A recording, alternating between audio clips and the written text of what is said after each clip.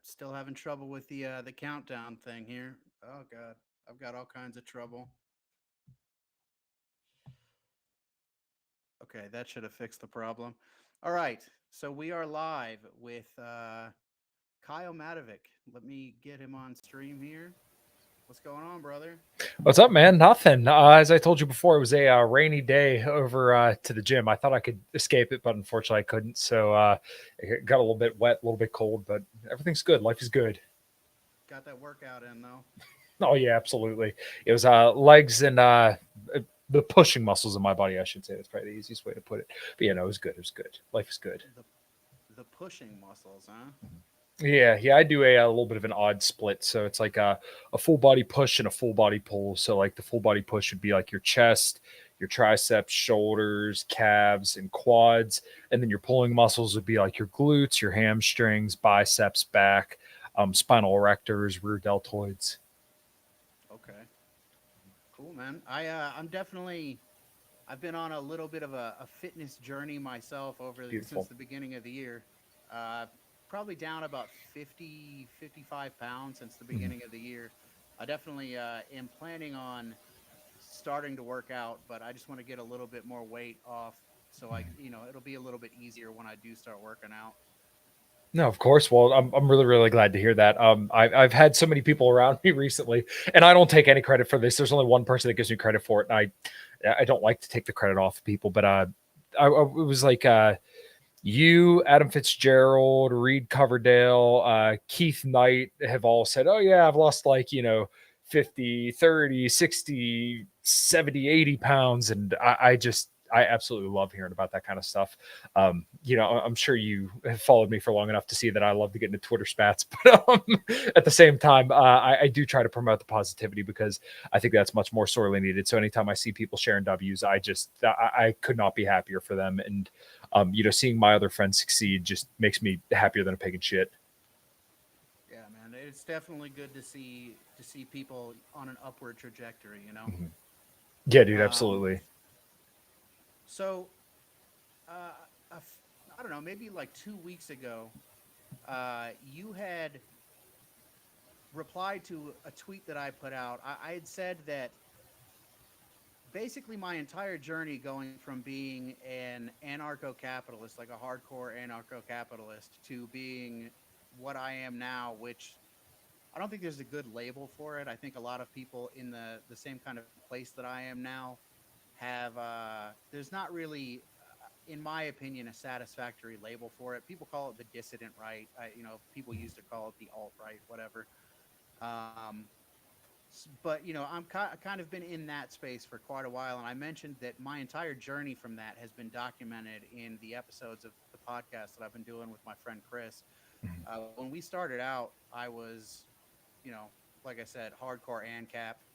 Had been that way for quite a while.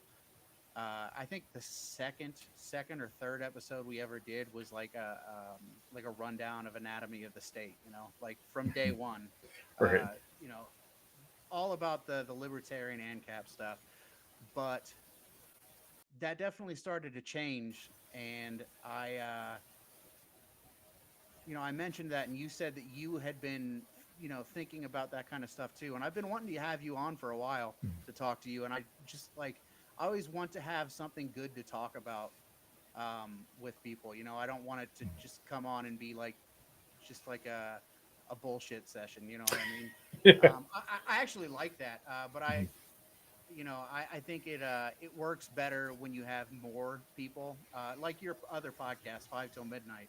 When you get a bunch of people around and you're all just making jokes, that's a lot of fun. Mhm. Yeah. Um, but when it's just a one-on-one, I like to have something better to talk about, and I thought that Mhm. that would be a really good thing, an interesting thing to talk about. So I was wondering, how did you come to libertarianism? Okay, so it's kind of a funny story because I would say pretty much my entire life I've been right leaning. Um, my brother was a raging liberal atheist, which you would never guess by the way that he talks about stuff now, when we were younger. So when he was about, I want to say maybe 15, 16 years old, he loved The Amazing Atheist and he loved The Young Turks. And he would always show me videos of it. And I remember watching that, and just something always rubbed me wrong about the way that they kind of viewed the world. And I was, about a year and a half younger, or I am about a year and a half younger than my older brother. And I everything that he showed me, I'm like, I don't know why these guys are wrong, but I think they're wrong. So as time went on, he began to shift his views. And then the one day he said, "Hey, I'm a libertarian." I said, "Okay, well, don't talk to me until you know what political label you are, because I'm not interested in having this conversation." So he showed me Milo Yiannopoulos, who was probably one of the first people that really got me interested in looking at political stuff. It was like him, Stefan Molyneux, Austin Peterson, Larry Sharp, Eric July are a few of the names that kind of come to mind as some of the earlier names in libertarianism that I had heard of and took a liking to initially, because that was who my brother listened to a lot. So he showed me them, and from there I was kind of off to the races. I used to live actually out in your neck of the woods, in Ohio, and I remember driving back and forth from here in Pennsylvania out there, which was about a 2.5 hour drive, and I would listen to tons of like Elliot Hall, Stefan Molyneux. I would just listen to hours and hours of calls about philosophy, libertarianism, and all this kind of stuff, and it seemed very, very logical to me, and it still does for the most part. But that's kind of what got me into libertarianism. And then as of about like probably 2020, I remember seeing Spike Cohen share a Joe Rogan appearance with Dave Smith. It was when he had that like Joe had that oven looking studio, which I actually thought was kind of neat. Like, I didn't hate it, but I can understand why people didn't like it. So I remember watching that, and then from there, my brother started to show me like Tom Woods, and then that's kind of when I started to learn more about foreign policy, and that's more or less a lot of the focus of my show, though definitely not 100% of the focus. Obviously, anybody who's watched recently, I really haven't covered too much foreign policy, but that's kind of what solidified my foreign policy and like the ideas around libertarianism in that respect, because I never really worried about it. Like, I kind of defaulted more neocon than anything else. So yeah, I would say probably since I was maybe 16, 17, I considered myself a libertarian. And I would say to this day, I still do, but there's just lots of questions around that. The more I interact with other libertarians, and I begin to question where I stand amongst libertarians who are better educated than me, and I have no problem saying that they are. Yeah, that's something that I've always appreciated about you. Is I've heard you say several times that you're like not the most well read in theory and things like that. And I feel the same way about myself with a lot of my political beliefs. I try to Yeah. dig into a lot of Right. theory and all sorts of books. I've got I've got some books laying right over here Mhm. that I'm just slowly plugging away at. But Yeah. um, but yeah, that is definitely something that I appreciate. It's like, I listened to your episodes with Jay Dyer and Jim Bob. Um, Trey is saying my mic is low. 1 second here. Let me see Yeah, I if I wasn't can sure if that was fix just that. my audio or what. All right. Thank you, Trey. Appreciate that. Is it any better? Is it getting? Am I? I'm turning the knob. I don't know if anything's happening though. It doesn't Does it sound? sound louder on my end, but Trey should let us know if it sounds better on his side. I can hear you fine. Okay, 1 second here. Let me see if I can figure out on the screen. Hello, hello. I think that's sounds like it's the same according to Trey. All right, well, Maybe I've it, got it maxed out, I think. I can hear you just faint. I wonder. Hopefully, it's not like my audio kicking back, anything like that. Let me see something here. I would hate Trey says for okay, Trey says he can hear. It's just kind of faint. turn back itself maybe with the gain. Let me see something. There's no background noise coming from me. At least I hope not. If there is, I can always mute echo cancellation. No, it looks like that's all pretty good. Audio output. There's a setting for auto adjust mic volume. I don't know if maybe turning that off might help.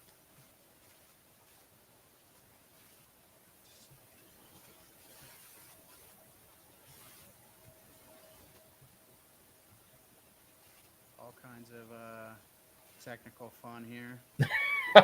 Don't worry. We usually Okay. we usually do this podcast from my friend's house, Right. and he's got a little bit more of a professional studio setup than Mhm. I do. All right, I just turned off that auto adjust mic. I did boomer it up for sure. We'll see if that helps any. Um, all right, now what was I saying? We were Oh, on what's about the me being a retard on theory, and I get knocked by libertarians for that all the time. I mean, you probably saw the post. I blocked all the people who call themselves theory cells because, like, I when you see the way these people interact with people, it's like you would never interact with people in real life like this.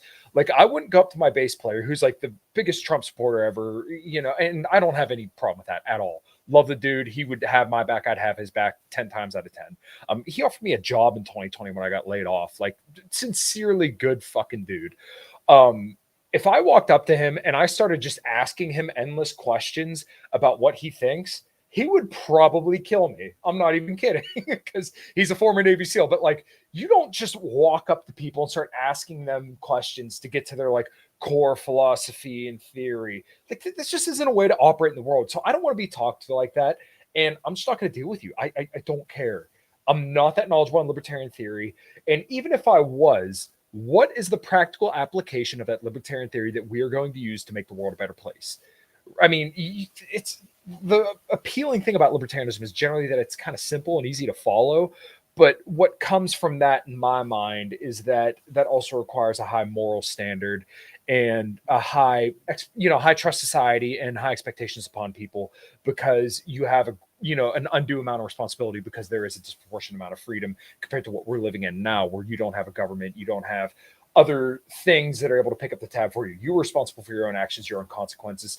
So, I mean, that's kind of why I believe that, like, hey, you have to understand what it is to be a responsible person. And also, in my opinion, I think the only correct libertarian position is to be pro-life, because in that is that you are responsible for the consequence of your actions, which is, if you were to have sex with somebody, then you'd be responsible for the consequence of that, which everybody knows could potentially be a child, which there's libertarians that would argue with that kind of stuff with me. So I'm sorry, that's a little bit of a rant and rave, but that's just kind of something that always seemed obvious to me. But when you talk to some of these theory cells or these other goofy classical liberal caucus libertarians, they'll look at you like you got six heads when you explain this kind of stuff. To me, it seemed intuitive, but this is kind of where I started questioning libertarianism. Because look, if these guys are all way more well-read than me, way more educated than me on libertarianism, and they're telling me that I'm wrong, then maybe I'm not a libertarian. yeah. So w- when it comes to libertarianism and um, your interest in more right wing, more traditional right wing kind of ideology, what what is it about libertarianism that if you are thinking about kind of shifting, there must be something about libertarianism that you think is not working. And I was wondering, like, what is that? When you start considering the Enlightenment, and this is another area where I'm starting to stick my foot out into waters that I'm just not very familiar with, but a lot of the presuppositions of libertarianism, I think, do kind of take a lot of things for granted. And this is kind of the conversations that I've had with Jim Bell, or with Jim Bob and Jay. Um, and they're not questions that I really have good answers for. When you start asking questions about, like, okay, well, you're presupposing that, let's say, everybody wants to be free and everybody wants the maximum amount of autonomy, and that everybody will have the same values as you absent a government. Um, there are a lot of presuppositions that I just don't think can always 100% of the time be found logically. And I think we saw that over 2020. And then also, like, what is the scalability of this idea? So, like I said, there's a lot of questions that I don't have good answers to. But I mean, this also kind of is why I'm interested in the conversations around religion, because I do think that religion has a lot of good answers to these presuppositions. But at the same time, it's not something that I've ever been fully convinced of. And this could just be because I wasn't raised religious. My mom and dad split up when I was very, very young. So I lived with my mom throughout my entire, childhood and up into my teenage years. So, I mean, there was no like figure in the house at all times. I mean, my mom worked 100 hours a week. We moved 14, 15 times, from the time I was a little kid until I graduated high school. Um, it wasn't like we were like dirt broke poor, but I mean, definitely wasn't glorious. And like, if anything really needed done, my dad was always there to take care of stuff. But like, I just, the conversation I had with Jim Bob, I remember we got to a certain point where he said the feeling of orthodoxy made me know it was true. And I might be misquoting him slightly, but I know it was something to the tune of that. And when I hear people say stuff like that who are religious, um, this is going to sound very disrespectful. And I cannot caveat this enough that I do not mean this disrespectfully whatsoever at all, because I'm sure they genuinely believe this and they genuinely felt it. To me, it's not convincing at all to hear, well, this felt incredibly genuine. Like, okay, well, I'm sure people who have very, very awful beliefs and awful feelings and go on to do awful things feel the same way in a different way. Now, once again, this sounds like I'm dismissing it. I'm not. I really don't want it to seem that way. But when we get to the point where we're saying, okay, well, we just presuppose God in a lot of these holes, I just, it's not a convincing argument to me. And maybe, once again, maybe this is my own fault. And I'm perfectly willing to admit that it's just maybe something that I'm not fully grasping. But, those 4.5 hours, about 4.5 hours of conversations I had with Jay and Jim Bob, and I came away with a lot of questions and not, I don't want to say not as many answers as I wanted, but not being completely sold, but definitely still curious. So when I talk to people about religious subjects, I typically say I'm like religious curious, but I'm not quite sold. And once again, maybe this is just my own understanding and being, I guess we all are kind of children of the Enlightenment, and me not kind of breaking away from those presuppositions. But like I said, I still have a lot of questions, and I don't think any of the people that I've talked to in the conversations I've had answer them sufficiently well. Sure. So with Jim Bob and Jay, like I said, I listened to both your episodes with them, Thank you. and uh, there's an aspect to Christianity that they do really well. Hmm. Jay is like massively respected for it. I think Jim Bob might actually be maybe a little bit better with like the laying out of the reason and the logic of why it makes sense to believe and have faith. Hmm. I think that Jim Bob is so good at that. But I do think that at the end of the day, it boils down to faith. Like, Hmm. you're never going to be able to like 100% logically and reasonably understand God. It's just not. It's never going to happen. So it does boil down to Hmm. faith at some point. Um, do you know? I mean, this is obviously not Christianity, but do you know what the Sure. word Islam means? No, not off the top of my head. It means submission, Mm. and I think that that's relevant.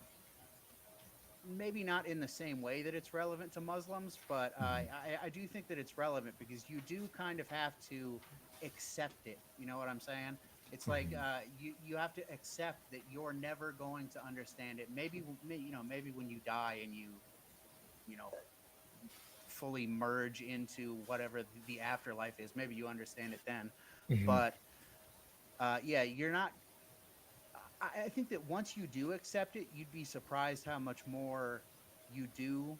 You will allow yourself to logically understand it Hmm. once you buy into it. Buy into it makes it sound, I don't know, like it's some kind Scammy. of, Yeah, no, but yeah, exactly. yeah. But I you know kind of what get I what you're mean, though. getting at. Yeah, I do. I do. And Tommy had put it to me this way when he was on my show, not the most recent time, but the time before that, which was like 100 episodes ago, which just, it doesn't seem like that long ago. Um, Tommy Salmons, who's just like one of the greatest people ever. He's a very, very good friend of mine. And he said, well, when it comes to having a relationship with God, it's like a muscle that you kind of have to develop. And, he's trying to appeal to my senses here. But he said that, like, you're not you haven't trained that muscle, so therefore it's going to be very, very difficult for you to kind of experience that. Well, when I talk to, so like my wife is religious, for example. She's Lutheran, I believe, by denomination, but she's not like practicing, but she does believe in God. And she said that she's had experiences that make, for her, that were just overwhelmingly convincing that there is a higher power than us, which I once again, I'm sure that she had those experiences, and I'm sure that they felt very, very real to her. But another person I had a conversation with was Glenn Lawrence. Um, Same kind of situation where he said, okay, well, I had this one-off experience that just like couldn't have been anything else.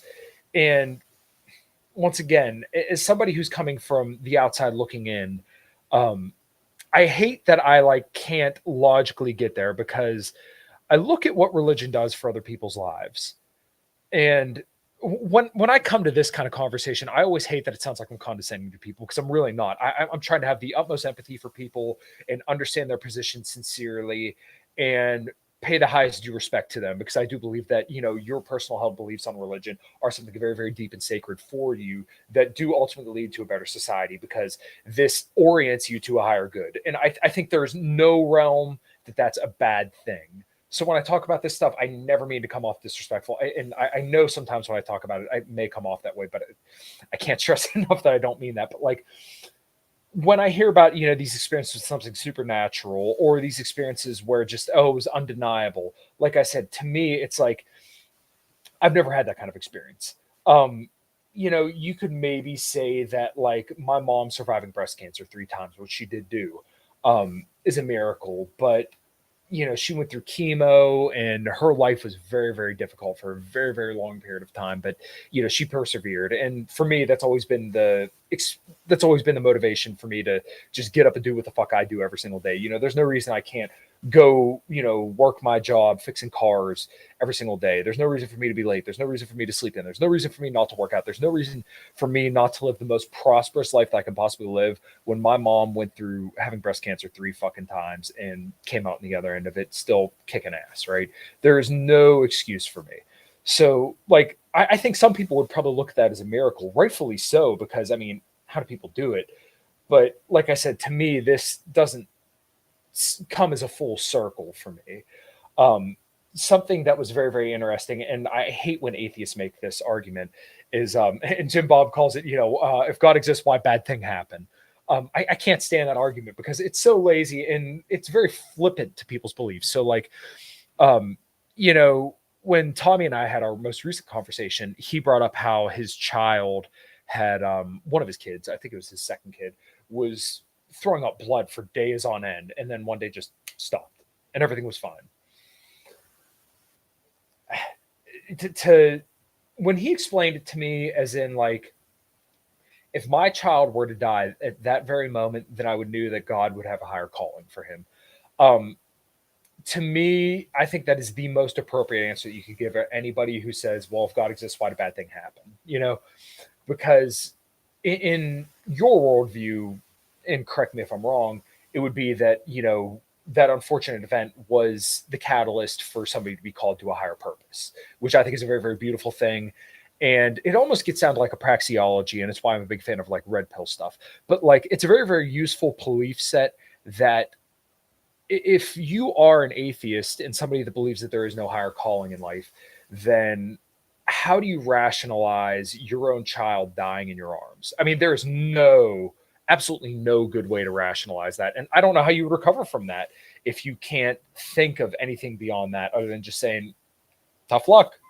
Like, there's no good explanation for that. But though, in the religious worldview, there is a beautiful explanation for that. And I really, really admire that about the belief set. And it's why I think religion is such a good thing and why I can't stand people who make bad arguments against religion, because it's not taking um, all the potential good into serious consideration, which I think we should always do when we're considering anything. Even when it comes to people who are devout atheists or believe in, let's say red pill praxeology or anything, you should always consider what the benefit of that belief is versus, the cost. But like, I don't know, in my personal life, all the people who I know who are religious live better lives because of it. So in my mind, I don't see a downside to people being religious, especially people who've gone through things like that. Yeah, I just to address you saying that you try not to be disrespectful. I don't ever see that from you. I don't Good. in any of your arguments. Mhm. Honestly, I wouldn't even say that I've ever really seen you argue against religion. You know what I'm Mhm. saying? Right. So no, I always take you as very respectful, very good Thank you. faith. I appreciate that Mhm. because yeah, a lot of these people suck. But I mean, to be fair, Right. there are a lot of Christian people who suck today too. I mean, Mhm. like today you had that little interaction with that guy on X who was saying that you're basically saying you're going to hell because you listen to heavy metal music. All right. There are a lot of Christian people who just fucking suck too. Yeah. So, but yeah, no, I always appreciate your candor and the way that you comport yourself online. So I try to be good like that too, but I'm not always. I get a little bit of an attitude with people on X sometimes. Dude, It's hard not to do. it could be very, very tough. And like, to that dude saying that you should repent for listening to heavy metal, um, man, like there's entertainment, and then there's stuff that maybe is like legitimate. I don't, how do I want to say this? Like legitimate going after religion. Like there's that dude Nurgle from Behemoth. Like I still enjoy Behemoth. I don't like listening to them that much, but that dude like legitimately hates religion. You can separate the art from the artist, and you can, at least in my opinion, you can still enjoy something with people that you vehemently disagree with. So like I vehemently disagree with like Rob Flynn from Machine Head on pretty much all of his views. I mean, that dude is like a neoliberal to his core. But Machine Head's still one of my favorite fucking bands. I mean, I met those dudes in 2012, shook their hands, and told them, hey, I love the band, love the music. But if you listen to The Blackening, they're singing about being pro-choice. And then he wrote a song. Rob Flynn wrote a song called "Is Anybody Out There," where he's criticizing Phil Anselmo, who. This is going to get me on a whole tirade, but he was criticizing Phil Anselmo for doing the whole Sieg Heil at a certain event after he drank some white wine. And should he have did it? Probably not. But like he made this whole 10-minute video saying, "Oh, I'll never play a fucking Pantera song again." Like, look, motherfucker, the dudes in Pantera took you on tour. Dimebag Darrell, in a biography that's written for him, gave you a guitar after he broke yours, sent you a bottle of Crown, and gave you money and fucking lifting you guys up. You guys wouldn't be where you are without fucking Pantera.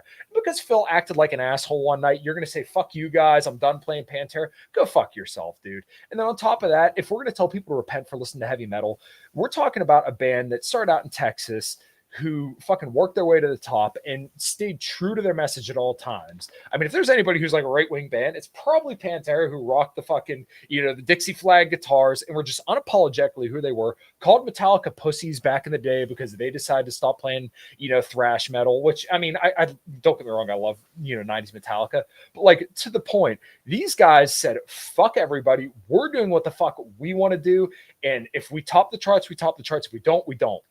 And you know what they did? They fucking topped the charts. 1993, Far Beyond Driven, #1 album for months on end. And that album is fucking ridiculously heavy. I mean, that still holds up to the fucking heaviest shit that's out there today, written back in 1993. So, I mean, if we want to talk about like a whole left-right paradigm, that's a perfect example of somebody being principally right-wing saying, fuck your egalitarianism. We're going to do what the fuck we want to do. And if people don't like it, they can fucking kick rocks. And that is exactly the fucking story of Pantera. And that's why they're my favorite band in the world. I mean, clearly, but like, I don't know. And this also goes to like the idea of the right winning the culture war. If your message is that you can't have any fun, you can't enjoy music, you can't enjoy sports because that's a psyop, you can't have sex with your wife outside of procreation because that's sinful. If you can't criticize a certain group of people because that's anti-Semitic. What is there for people to get into the right wing if we can't do any of the things that I just mentioned? You give people nothing, no incentive to join your side. And that's what we should be doing. We should be reaching out to people saying like, hey, you could be a Ron Paul libertarian who's, for ending all the wars, and you can be with your wife for fucking 67 years. I asked Ron Paul about this when I talked to him last week.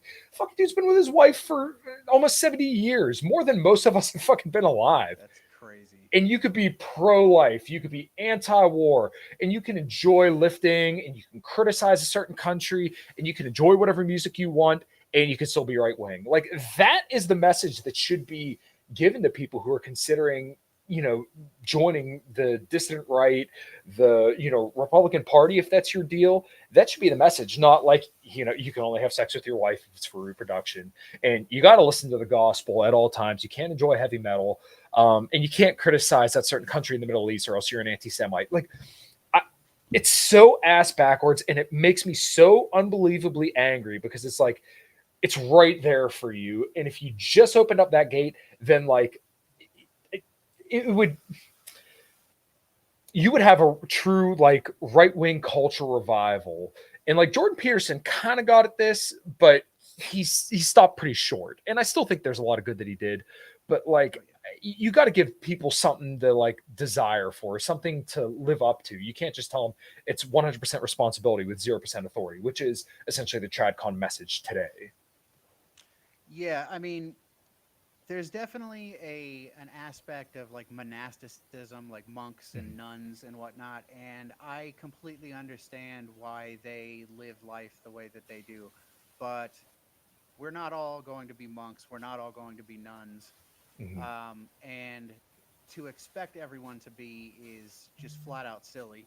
Right. I completely agree with you on that. And like that guy that said, that I don't even know exactly how he worded it. That people, you're going to hell because you listen to heavy metal or whatever he said. Mhm. Um, those type of people definitely, in my opinion, just to agree with what you were saying, they definitely prevent people from being interested, from even being interested in it in the first place. Like nobody's going to accept an ideology that is going to just make them miserable all the time. Mhm. Now I do think that there is something to my dog is, hey, get out of No, there. don't worry, mine's coming up towards me too. You're right. Um what was I saying? You say there's I something lost it. to he was mentioning that pretty much I'm going to go to hell for listening to heavy metal. Yeah, and just that no one wants to sign up for that. I was going somewhere else though. You're in trouble, man. You're distracting me at this point. Uh, well, that's gone. Whatever it was. Well, Um, basically, like my idea is that like the right wing needs to give people more incentives because we know, as Trey points out a lot when he talks about this kind of stuff on Twitter, is that like there needs to be incentives for people to kind of join up and do things. So, like part of the reason why marriage is in such disarray today is because there's no incentive for men to do it, and there's a lot of incentives for women to leave the marriage. Now, there's a lot of like nuance here as well, but there just needs to be incentives for people to kind of join up and feel like they belong to something because we all kind of do want that. And I think that's kind of why Trump was so popular, is because like there's a very, very big cultural aspect to Donald Trump, whereas like Mitt Romney didn't have the same kind of deal or anything like that. yeah. Mhm. So it's funny you mentioned that. I was thinking about Mitt Romney earlier today when I I'm was think sorry. when I was thinking about how I came to libertarianism. I was libertarian for a very long time, Right. um, and one one of the okay, so the first time that Obama ran, I was still kind of like libertarian leaning, but obviously much more left leaning, Sure. because I voted for Obama the first time he ran. Mm. And then that by the next presidential election cycle, so the first one was McCain and Obama, the second one was Romney and Obama, and Romney and Obama is where it kind of hit me like the uniparty thing. You know what I mean? That like Hmm. this guy's wearing a red tie, this guy's wearing a blue tie, but they're both wearing the same color suit. You know what I mean? Um, and so Romney was on my mind a little bit. Or it's like I haven't thought about Mitt Romney in forever. Um, but so another episode that I listened to of yours was the episode with Typo, and honestly, Hmm. I didn't even know that it was going to be about like Christianity, religion, stuff like that. I just listened to it because I like Typo. Yeah. Um, but yeah, that was a really good episode too, Thank and you. I do think that there is, we're never going to. What am I trying to say here? There's a lot about the ends of libertarianism that I like and agree Yeah. with. You know what I Right. mean?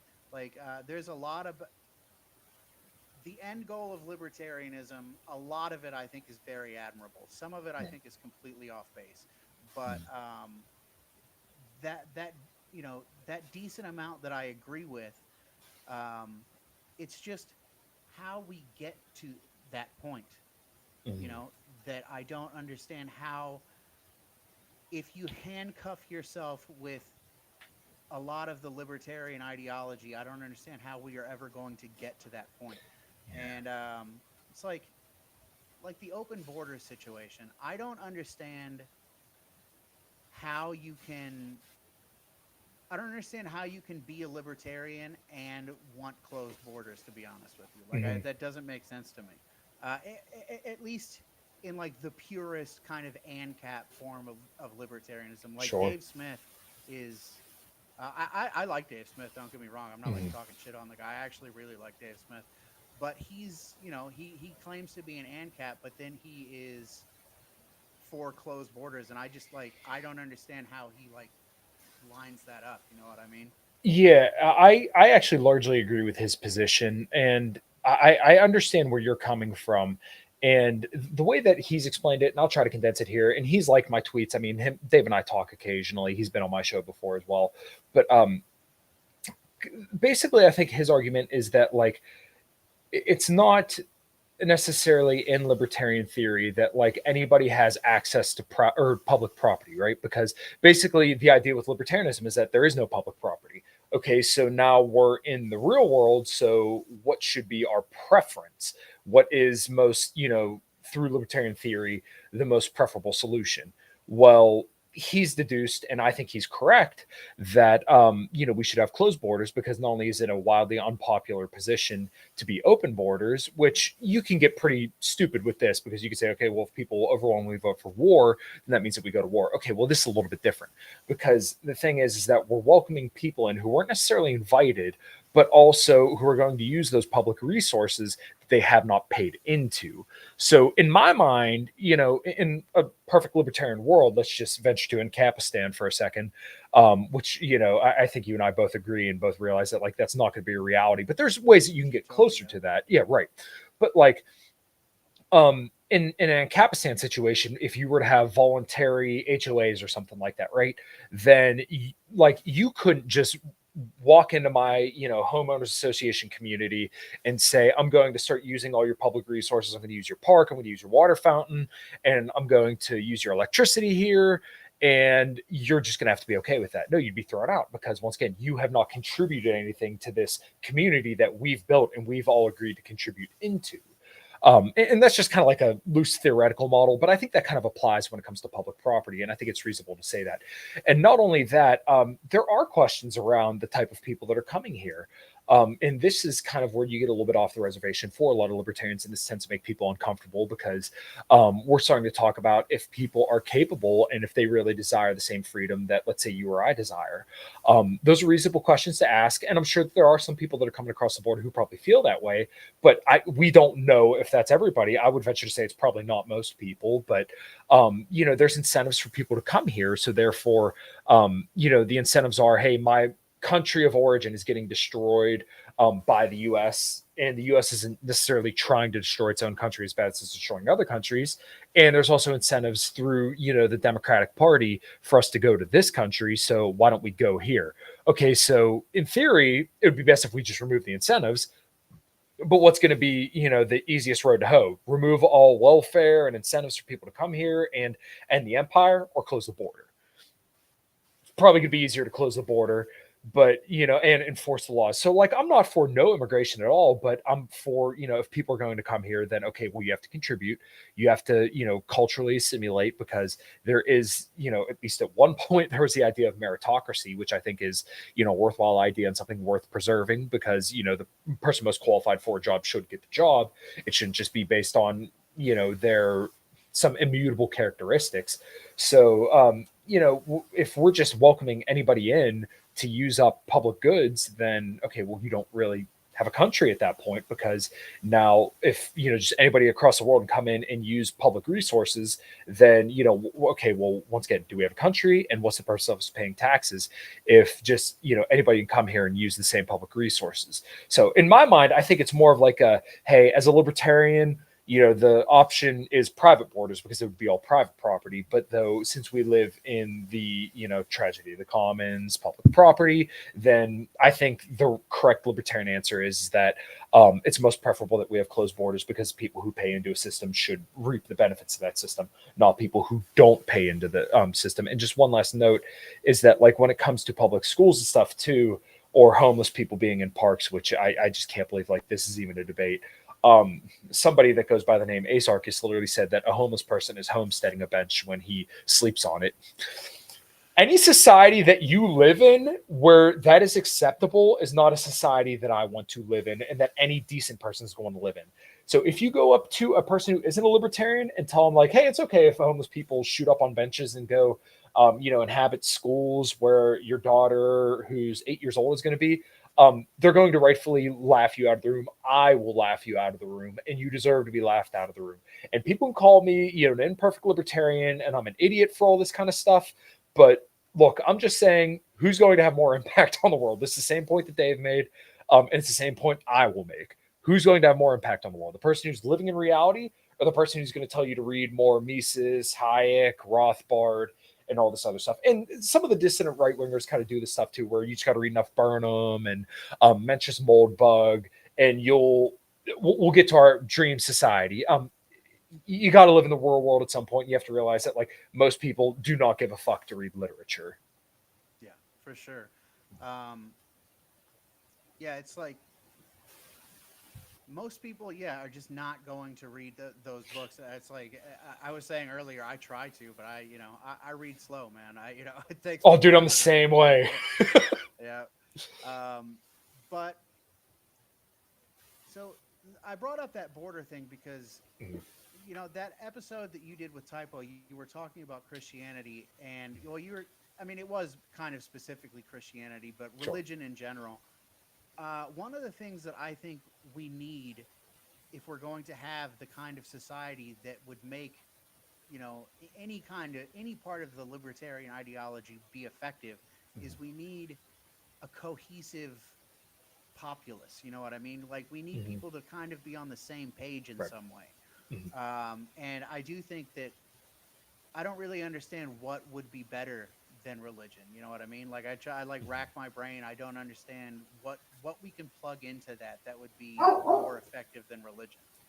Yeah, what's funny is that that's part of the reason why I've had the conversations that I've had recently is because I honestly don't think libertarianism by itself is sufficient. And I've thought that for a long time, not even just recently, but like I would say more recently is when I started to ask questions a lot. So I don't know if you're familiar with Jacob Winograd. He runs the Biblical Anarchy podcast. Great guy, Yep. and I agree with him when he says that we need virtue as well. Like libertarianism doesn't necessarily guide you to a fully cohesive, coherent society. It just pretty much tells you that, like, hey, private property norms are, the utmost importance, and don't hurt people, don't take their stuff, right? The normal libertarian platitudes. Okay, well then, how does that guide you to act around, let's say, children? Now, in my mind, it's that children can't consent. Children are not fully autonomous beings and are responsible for their actions because they don't understand the world that full-on adults do. Um, and when people kind of come into that is kind of subjective. We kind of throw it at 18. I think that's reasonable. But I mean, I still know some people that are 18 years old that I wouldn't even want them to put batteries in my lawnmower. So, that question's kind of up in the air. But I mean, when you have a religious framework, then okay. I mean, that kind of solves a lot of these questions. But, libertarianism by itself, I don't think it's sufficient. I got into an argument with somebody once because they said, if your neighbor is blasting music so loud to the point that you can't sleep, have your rights been violated? And I said, yeah, I actually think so. I think if you're disturbing to the peace to the point that you're starting to cause harm to somebody else's health, I do believe that is a violation of their property and their person. And if you disagree with that and think that people should be able to do that, then same deal as like the border and the public park kind of situation. You should be laughed out of a room and you should be bullied. You should be stuffed into a locker because that's all the good you are because people don't want to live like that. Yeah, for sure. So in that scenario Mhm. where it's 3 in the morning and you're trying to go to sleep and you live in an apartment building and the person below you is blaring, we'll go with heavy metal. We'll make them a cool person that's listening to heavy metal. Um, Does he have tattoos and a beard? Pennsylvania hat it's too. it's you actually. I think it's you. Uh, so where what part of libertarianism allows you to say that your rights are being violated in that situation? Like I mean, Mhm. I don't It, know. I don't. Go in ahead. Yeah, in my mind, it's that you're harming somebody's health long term, right? So we know by plenty of studies now at this point that like sleep deprivation is actually very, very harmful for people. Like people don't even understand how bad it can be. So like when it comes to lean mass, like muscle mass and longevity, when you start to lose weight, if your sleep isn't like good, if you're sleeping poorly, then you can actually lose 50% muscle and 50% fat. Okay, well, that sounds relatively like not that big of a deal, but when you start to get older, that lean mass is incredibly important. So, like people who have better grip strength as they get older have way better likelihoods of living through like a severe trauma or accident or something like that. Because typically what happens is that people develop sarcopenia or get sarcopenia as they get older, which is basically the loss of lean mass. So, if you were to continually do that, then once again, I think you do have every right to tell somebody, hey, you should stop, and not necessarily go in and fucking blow their head off. But, if there's force that's required, in my mind, I don't see a problem with that. If that makes me not a libertarian, okay, I guess I'm not a libertarian. But like, once again, any society you're going to want to live in, it's going to require, some modicum of common respect amongst people. And, this is another point about the border is that like, I think we all know there are some people out there who just like, when you engage with them, you could see that they don't have that same kind of common respect and common ability to realize what's common sense for you. And what you do with those people in the libertarian society, I don't have a good answer. I really don't.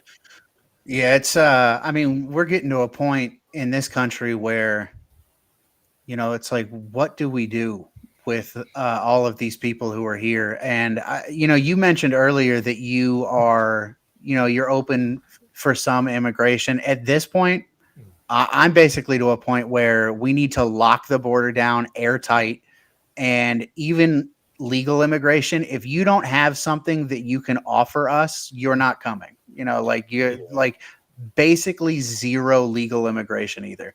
Um, but that's still, even if we did that, even if I could like snap my fingers and make myself supreme dictator of the United States, uh even if we did that, what would we do with all of the people who are already here? I don't,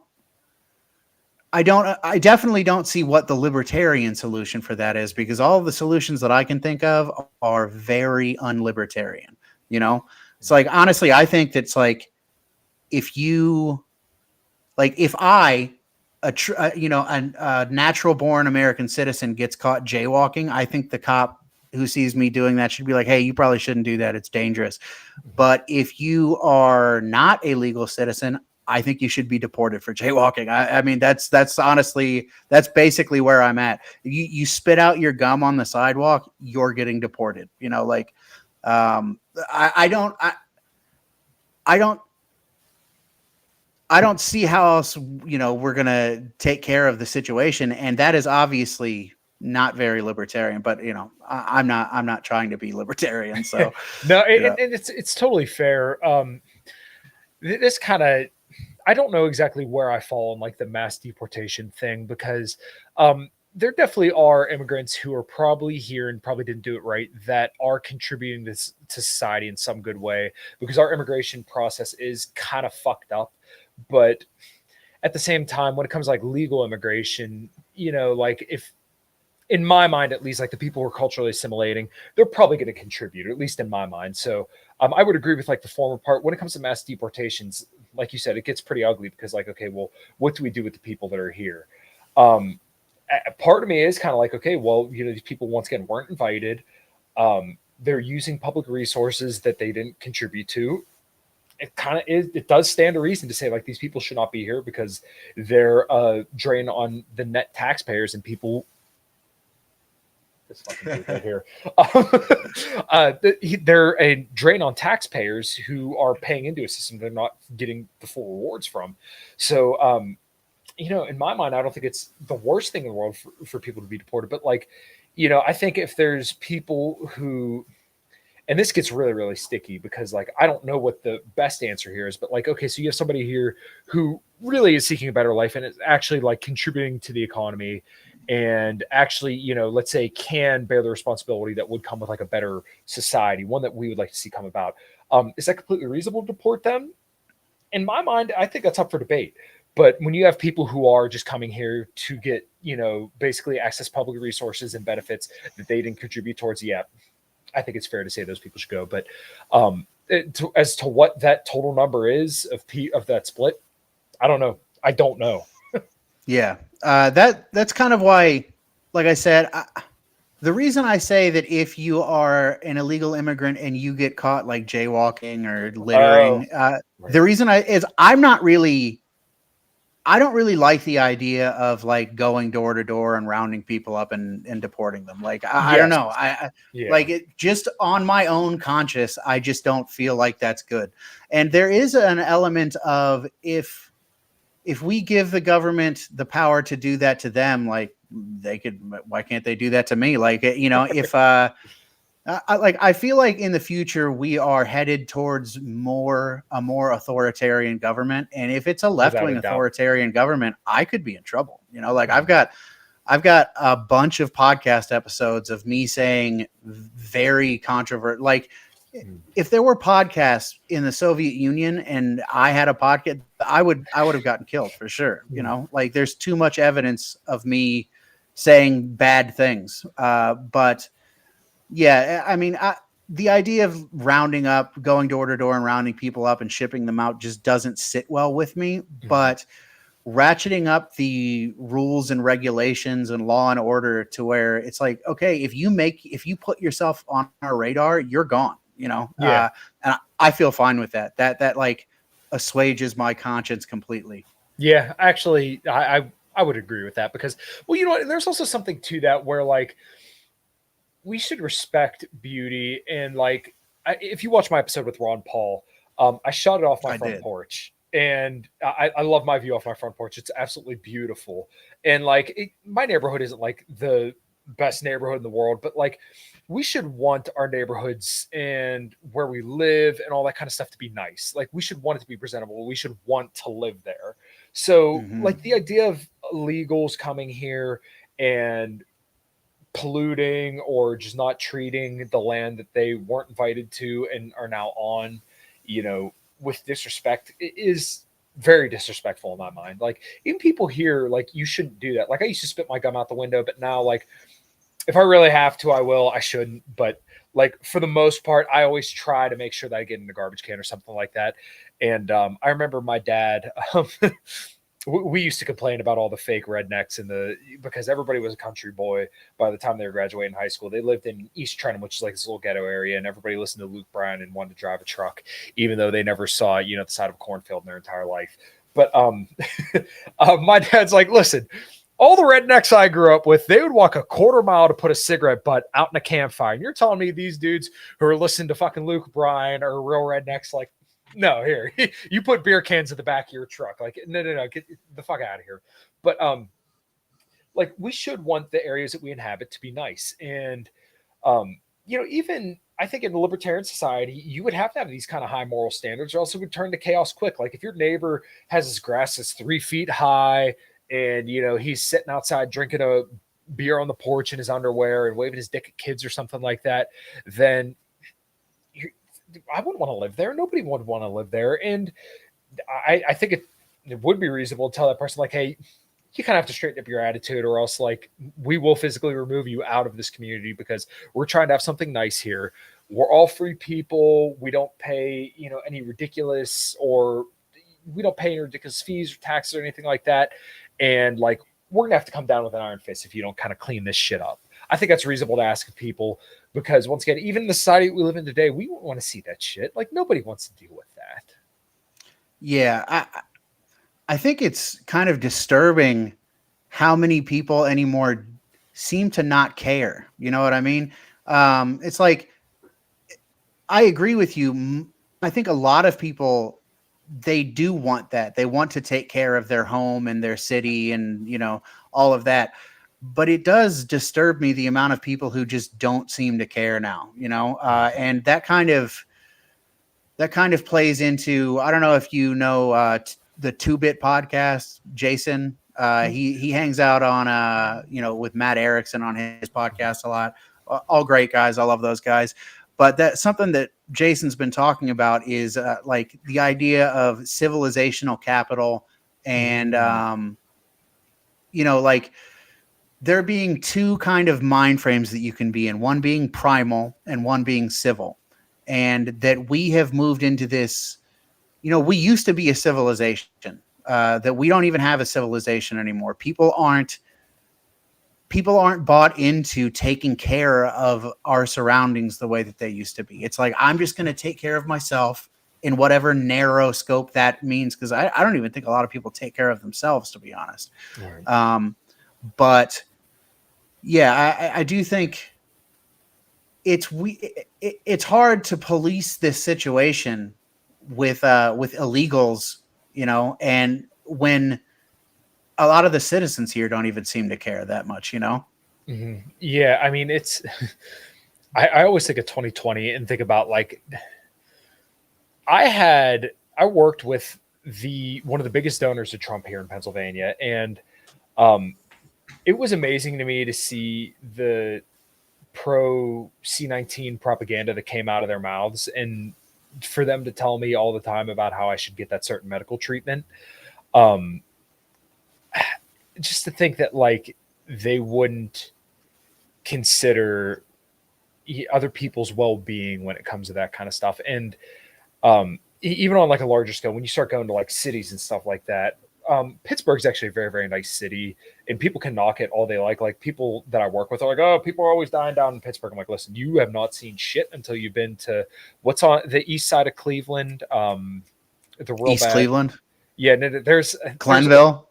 There's a specific area. It's right on the coast. Euclid, I think it is. Okay, Euclid? yeah, that makes sense. Well, there's pretty much the entire east of Cleveland is garbage. It's a shithole. It's fucking terrible. Yeah, I mean, if you get out beyond that, you get into like suburbs again, and it's kind of nice. But yeah, East Cleveland's a fucking shit show. Yeah, Euclid was the area that I remember. I lived in Fairview Park, which is actually pretty nice. But like, you go over to Euclid, you go to certain parts of like I think it's Brooklyn Heights and Parma. It's pretty fucking rough. Here in Pennsylvania, Pittsburgh's a nice city, but like those parts of Cleveland are rough. There's parts of Pittsburgh that are rough, but like you go to New York City, it is awful. Yeah. I mean, like my wife and I were there twice now. One time she wanted to meet Kelly Clarkson, and then the second time we were just kind of like down that way, and we figured we'd go get something to eat in the city. But like I remember walking to the Empire State Building past a train station, and I saw somebody just get fucking decked. Like just right out of the subway train, nothing going on. Dude just came up and fucking hooked this fucking dude out of nowhere. I'm like, when was this? This was probably June. I want to say last June. Yeah. Oh, okay. So not too long ago.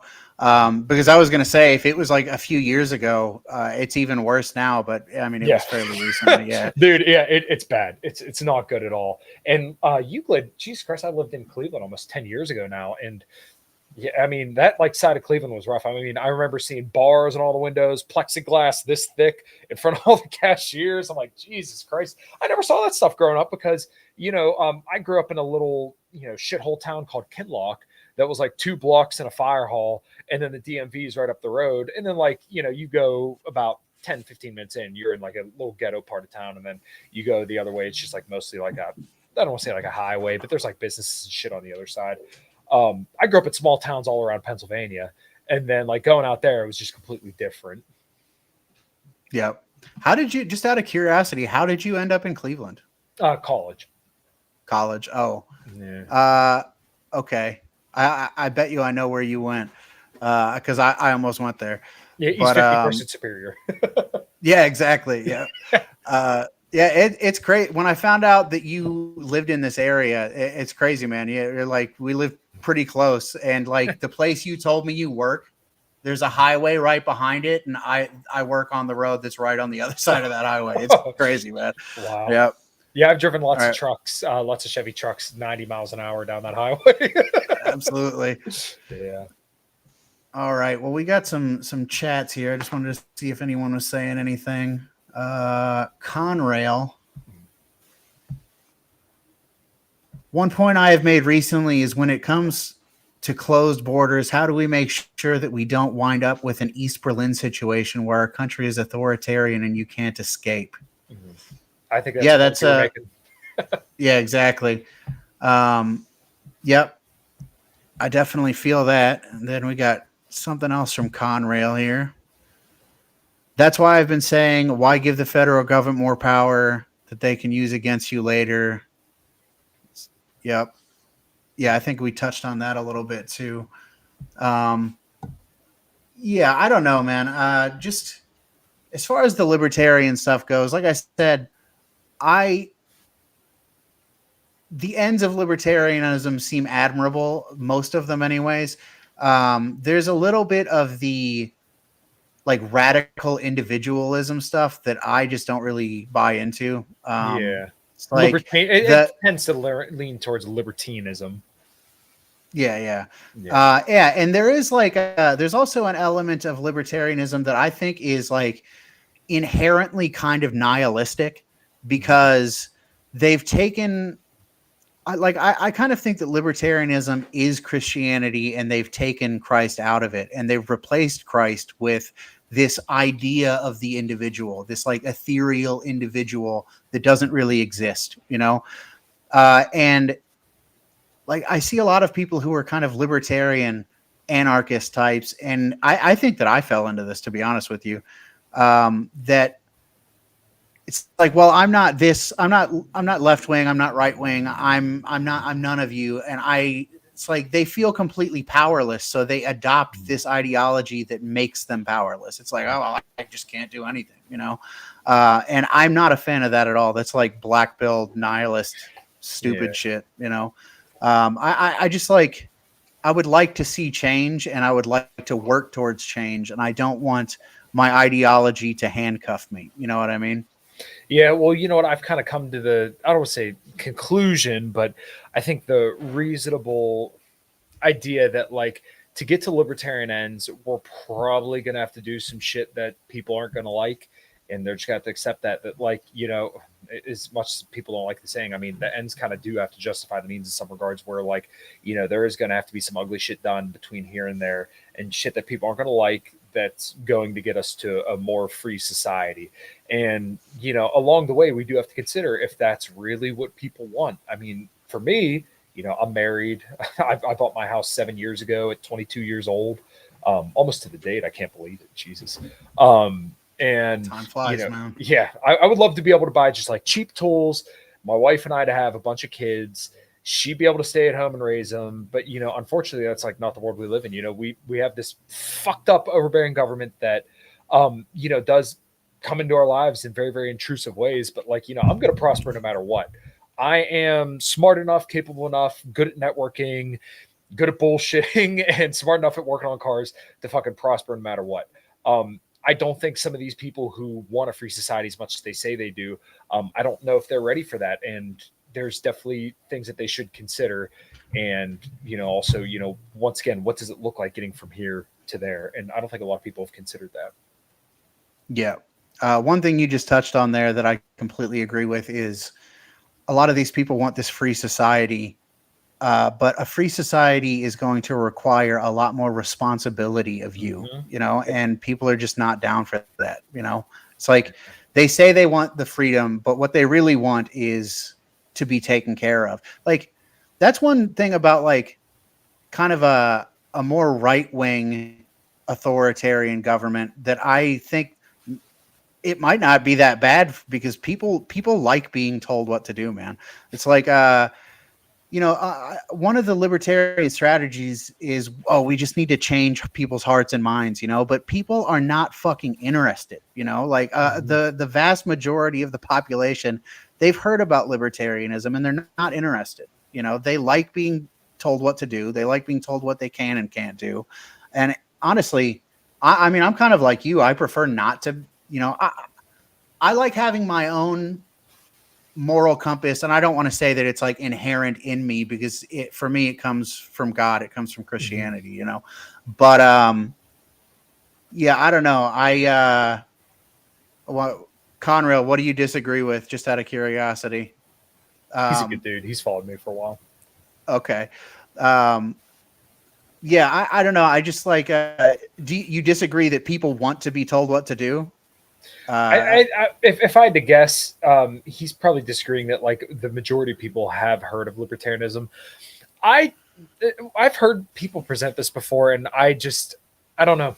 I don't know. I talk to people about it, and people seem to like the ideas, but when it comes to practice, I think people kind of resort to what they were kind of instilled with and what they honestly believe. They're just like, oh yeah, that's nice. Well, back to doing this, the way that we've Sure. already been doing it, and it's I think Pete is really onto something when he talks about elite theory and the idea that, like, okay, well, if you want a libertarian society, you're going to need libertarian elites. I think that's all there is to it. I don't think that you're going to have some from the grassroots down libertarian utopia rise out of nowhere. I think you're going to need people who have libertarian values and want to see a more free world, be willing to not only express those values, but also, kind of put that more into the mainstream by, whether it be government policy or paying for, propaganda or something like that. I don't know. I don't know how we get from here to there, but I do think that it requires impressive people who are libertarians because, and this has kind of been my message of my whole podcast, is that like we should be more impressive people if we want to convince people of our values and of the way that we want society to go. And honestly, I think some people aren't there. I don't think they're interested. I don't think they want to be impressive people and lead people to the society that they want. I think they're just happy with kind of being theory selves and screaming to the void. Yeah, for sure. I don't, when I say that I think most people have heard of libertarianism, I don't mean that like most people have read Mises or, Yeah. Rothbard, but just like kind of the general normie sense of libertarianism. I think most people have encountered that at some point. So that's what I mean by, okay, 1 second here. Yeah.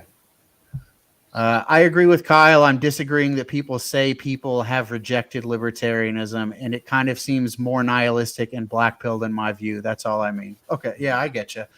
But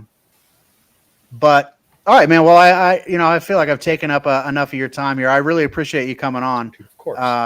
Yeah, I would love to have you back on again. There's other stuff that I would like to talk to you about. One thing that I would like to start doing in the future is talking to my friends online about things other than politics. You know what I mean? Like, oh, dude, I'd love to. we talk about changing people's minds and stuff. And like, how do you do that? You do that through cultural means. You do that through music. All this stuff you were talking about before. Give people a reason to come in. So I would love to have you on and talk about your band, your journey through music, things like that. I'm a huge music nerd. I listen to a lot of metal, but I listen to a bunch of stuff. So yeah, man, I'd love to have you back on. I really appreciate you coming on. We don't have a huge audience, but we have a pretty decent audio audience. So, let people know where they can catch you. Of course. Well, I got a plug list, my arm's length long, but no, dude, I really enjoyed this conversation. I would love to come back sometime. And maybe you come on the show sometime and we can shoot the shit about this stuff because I do find this just genuinely fascinating. These kind of conversations are just very, very enjoyable for me, specifically the kind of getting the roots of stuff and really kind of figuring out where everybody stands and, what my grounding is, because I think a lot of people don't really think about this stuff that often. But you can find me on Twitter at Kyle Matovcik. That's KyleMatovcik. People usually put ICK, but if you type my name into Twitter, I should come up. I do 3 podcasts. I do In Liberty and Health, I do Cognitive Vigilance, and I do 5 Till Midnight. In Liberty and Health, mostly libertarian foreign policy, geopolitics, pretty much everything that I want to talk about, fitness too. Cognitive Vigilance is mostly like culture and dating, and then 5 Till Midnight is just me, Adam Nutter, the guys who are biting the bullet, and we just get on for an hour and just talk copious amounts of shit. It's a blast, and I'd love to have all your listeners over there. And if you want to check out my music, my band is called A Common Crown. We're on all major streaming platforms. We put out a single at the beginning of the year called Cry, and it's probably my favorite song that I've ever written with the band. Fucking rocks, man. Thank you, dude. I really, really appreciate that. Just everything about that song, I absolutely love it. We got 3 new songs in the books that we're writing, and we'll hopefully be finishing sometime soon. And if you're in this side of the country, you know, Ohio, Pennsylvania area, we do the Rock for Life charity events where you can come camp out, drink, and have a good time. And it goes to a great cause. They give thousands of dollars to children in need every single year. So yeah, that's my plug list. And thank you so much, Kyle. This was a awesome opportunity. Thank you, Kyle. Appreciate it, man. Of course. I'm gonna have to come out to one of your shows, man. You're not that Love far to. away. I could definitely hit one of those up. Dude, All right, love it. man. Take it easy. Sure.